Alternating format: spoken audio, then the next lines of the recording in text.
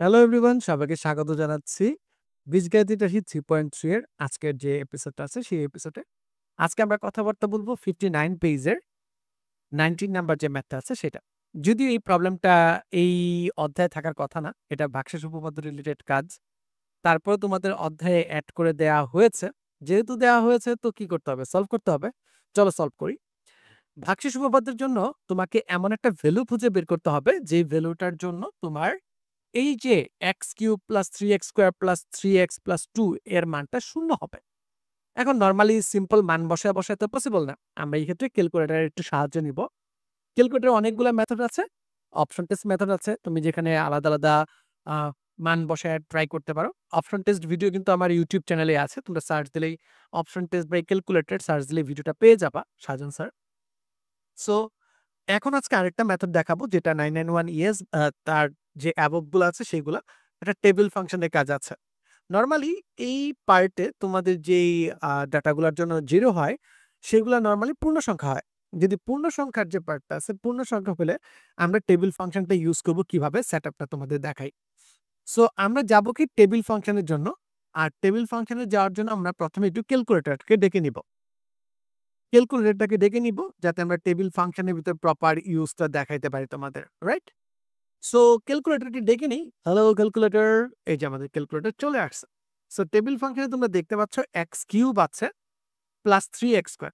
তার জন্য তোমাকে ক্যালকুলেটর যেই কাজটা করতে হবে, তুমি মোডে যাবা। মোডে যাওয়ার পর 7 নাম্বার অপশনটাতে ক্লিক করবা, টেবিল লেখা আছে।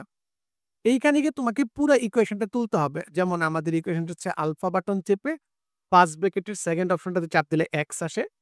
এক্স কিউব দেন হচ্ছে 3x স্কোয়ার প্লাস 3 আলফা চেপে এক্স তার স্কোয়ার দেন হচ্ছে 3x 3 আলফা চেপে এক্স প্লাস দুইটা প্লাস দিয়ে দিছি 2। এখন এটা ইকুয়াল চাপলে তোমাকে বলবে উস্তাদ আরো কোনো ফাংশন আছে? তুমি বলবে যে না আর কোনো ফাংশন নাই, ইকুয়াল চাপো। সে বলতেছে শুরু করবা কোথা থেকে? তুমি লিখলা সাপোজ তুমি -10 থেকে শুরু করতে চাও। -10 থেকে সে মান বসানো শুরু করবে, শেষ করবে গিয়ে +10 এ। ঠিক আছে? আর স্টেপ প্রতি পাশে কত ঘর পরপর মান বসাবে? আমরা এক ব্যবধানে দিলাম যেহেতু পূর্ণ সংখ্যা বলছি। যদি ফ্র্যাকশন দিই তাহলে ফ্র্যাকশন আসবে। বাট মনে রাখবা আমার জানার মধ্যে ২০ টার মতো মানে বের করতে পারে না। ইনসাফিসিয়েন্ট মেমোরি দেখায় দেয়। তো স্টেপ বা ধাপ, ধাপ মানে কি তোমার ১৯ বসাবে, ১৮ বসাবে, ১৭ বসাবে এভাবে যাবে।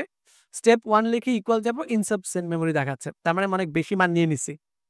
সো বেশি মান যেহেতু নিয়ে নিছি তোমাকে যেই কাজটা করতে হবে তুমি এটাকে আবার যাবা, নাই স্টার্ট শুরু করবা হচ্ছে -5 থেকে। -5 থেকে +5 পর্যন্ত। এইখানে টোটাল ১১ টা মানের মান তুমি বের করে ফেলতে পারবা। বাকিগুলোও পারবা, বুঝতে পারতেছো তো। -10 to -5 দিলে চলে আসবে। স্টার্ট দাও, সে দেখো একটা চার্ট দিয়ে দিছে যে -5 বসাইলে আসবে হচ্ছে -63, -4 বসাইলে আসবে -26, 3 বসাইলে 7 এবং দেখো -2 বসাইলে তোমার মানটা কি হয়ে যায়? 0 হয়ে যায়। -2 বসাইলে কি হয়ে যায়? 0 হয়ে যায়। তাহলে আমরা যেই জিনিসটা খুঁজতেছি -2 সেটা পেয়ে গেছি। এখানে আরো মান আছে আর কোনটার জন্য 0 হয় না। সো আমাদের কাঙ্ক্ষিত রেজাল্ট পেয়ে গেছি। x + 2 একটা উৎপাদক হবে। রাইট? সো চলো আমরা একটু আমাদের অধ্যায়ে চলে যাই। আমাদের যে পার্টটা আছে ক্যালকুলেটরকে সরায় দেই। সরায় দেওয়ার পর এখন আমরা যদি মানটা বের করি তাহলে এটাকে আমরা ধরবো কি? ভাগশেষ উপপাদ্যের নিয়ম অনুযায়ী যে এটা হচ্ছে px হচ্ছে x³ plus 3x squared plus 3x plus 2। সেক্ষেত্রে আমরা দেখতেছি p -2 ইকুয়ালস টু কি হয়ে যাবে? আমরা ক্যালকুলেট করে আগেই বের করে ফেলছি যে -2 তার কিউব প্লাস 3 -2 তার স্কোয়ার প্লাস 3 -2 প্লাস 2। তোমার এখন আর ক্যালকুলেট করে দেখাইতে হবে না। কারণ তুমি আগেই ক্যালকুলেট করে বের করে ফেলছো ওটা মান কত হবে? 0।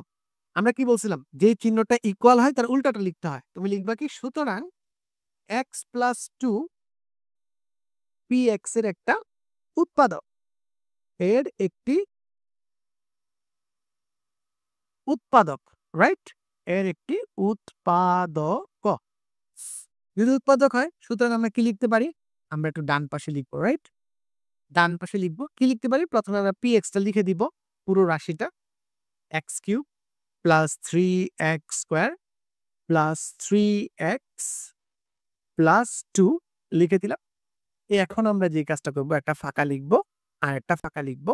এখন তুমি x প্লাস 2 লিখবা আর তোমাকে এটা বানাইতে হবে। x কিউব বানানোর জন্য আমাকে কি করতে হয়? x স্কয়ার দ্বারা গুণ করতে হবে। x স্কয়ার আর x গুণ করলে কি হয়? x cube. x স্কয়ার আর 2 গুণ করলে কি হয়? Plus 2x square. এখন দেখো তো তোমার কয়টা x স্কয়ার প্রয়োজন?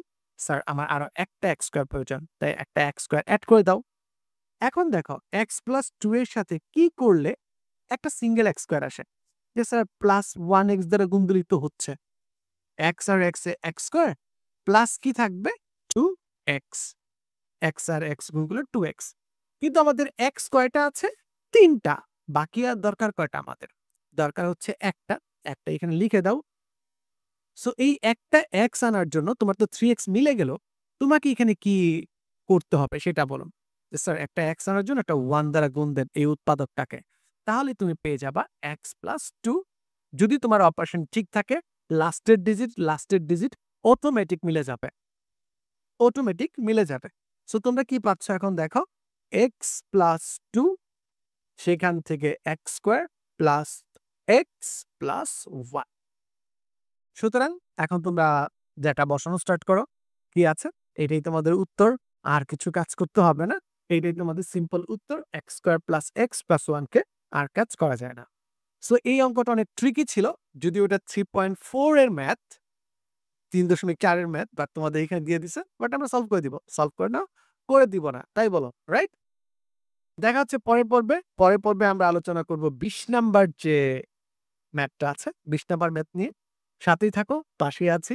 সাবস্ক্রাইব করো আর ফলো করো সাজন স্যারকে। টাটা!